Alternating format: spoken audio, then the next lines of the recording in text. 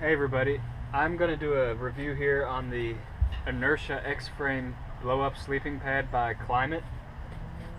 You can kind of see the logo there, it's a little worn off from the trail. But this is a sleeping pad I took with me for almost the entire trail, the Appalachian Trail.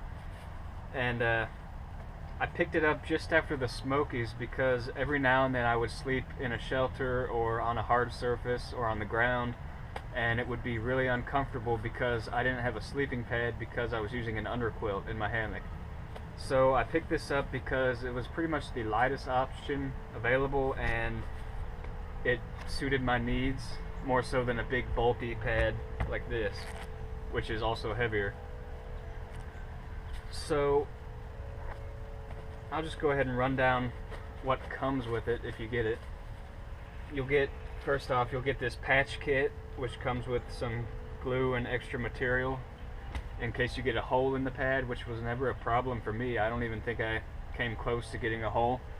It's actually a very durable pad despite being air inflated. You also get this air pump, and what this allows you to do is increase the firmness beyond what you can blow up with just your mouth.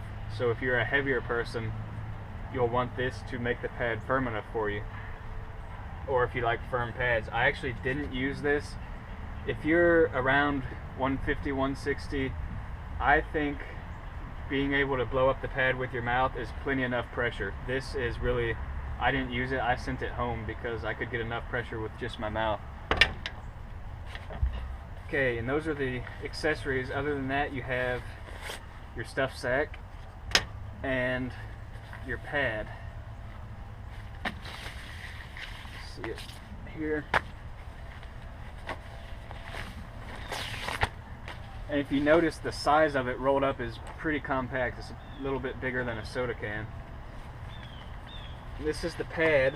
You'll see it's a frame as opposed to a neo-air type of design where you have consistent baffles. This has spots open to save weight. This is, up top here you'll see two valves. This black one here is for inflating with your mouth and then sealing it. And this gray one here is for using the pump to inflate to a higher pressure. I'll just go ahead and show you that. You just push it in like that, squeeze the pump, and there's also a push button valve here if you want to let air out. So that's that. I probably won't cover this pump again because I really didn't need it, and it's an extra ounce of weight, this pump is, so if you don't take it, it saves you an ounce. Okay, I'll just blow this up here, give you an idea. It's actually really easy to blow up in comparison to the other neo-air mattresses. It takes a lot less air because of these gaps here.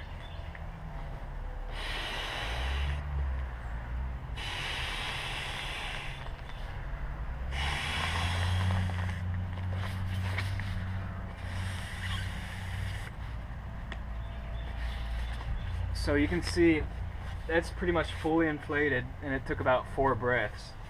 Those bigger air mattresses will take you quite a few, maybe upwards of 30 breaths, and you'll probably be lightheaded by the time you're done. So that's one benefit of this. You can see the design. I'll try to show you the thickness here. I'd say maybe 1.5 inches thick.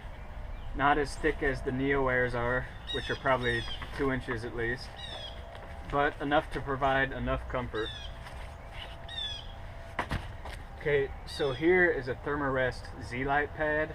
It's kind of a standard pad. Everyone has seen them or knows them or has one. So I'll show you the comparison in length here and width. I put this on here. It's almost exactly the same length. You can see there, pretty much exactly the same length. The width, however, is 3 to 4 inches shorter, and this is all part of the design to save weight, I guess. This is pretty much the absolute minimum you need for comfort, unless you go, they actually have a torso size, so if you don't want the padding on the feet and you want to save weight, you can get a torso size one that's even lighter. Okay, so that's the size. As far as comfort goes, this pad is pretty much the bare minimum. It'll definitely make sleeping on hard floors like this really a lot more comfortable, but it can be better. I know the Neo Airs are definitely more comfortable than this. So let me go over the weights real fast. This pad in the stuff sack that it comes with is 9 ounces. So kind of hard to beat that. Especially good if you're like me and you don't really use it that often, but you want something to pad you when you do sleep in a shelter or on the floor at a hostel or something like that. But would I recommend this as a full-time pad? Only if you really want to save weight. I mean, yeah, it saves you 3 ounces over the Neo Air, but it's a little bit thinner.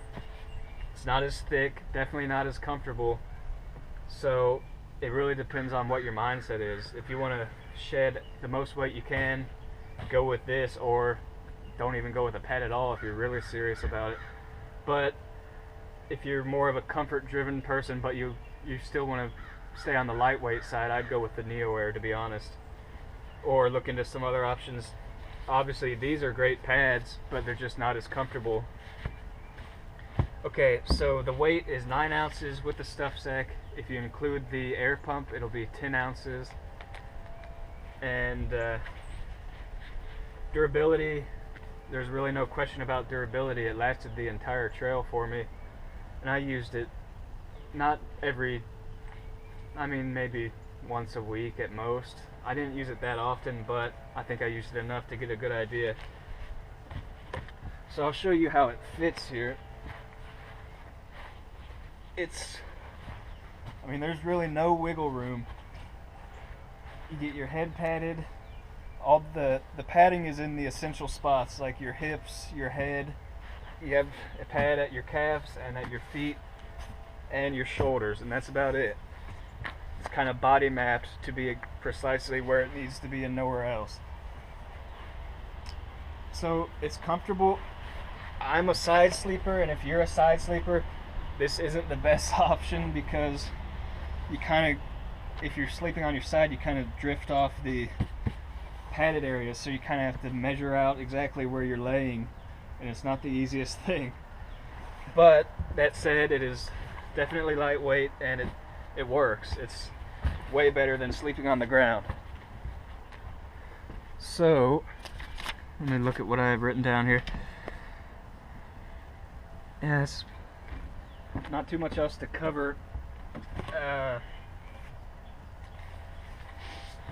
think that's, you can see the back side here is a little more durable material, and the top side is thinner to save weight. Now you're probably wondering about insulation value.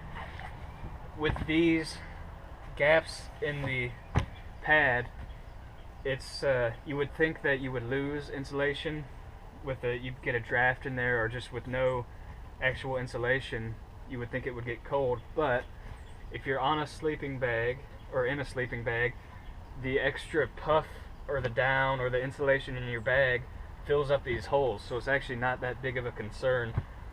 These areas will insulate you because they keep the air still, and then your sleeping bag will fill in these areas to provide more insulation. So I would say this is just as insulating as a Neo Air is, although the Neo Air does have some reflective layers that will probably provide a little more warmth. So that's something else to consider. Beyond that, there's really not much else to say. When it comes down to it, I would recommend this if you are looking to save weight and willing to compromise a little bit on comfort. Otherwise, either go with a Neo Air or some other type of mattress like that, or a lot of people just use these if you're through hiking, just a Thermarest Z-lite or a Ridge Rest. They're durable and they are easy. You don't have to blow them up or anything, although blowing this up is definitely not a chore.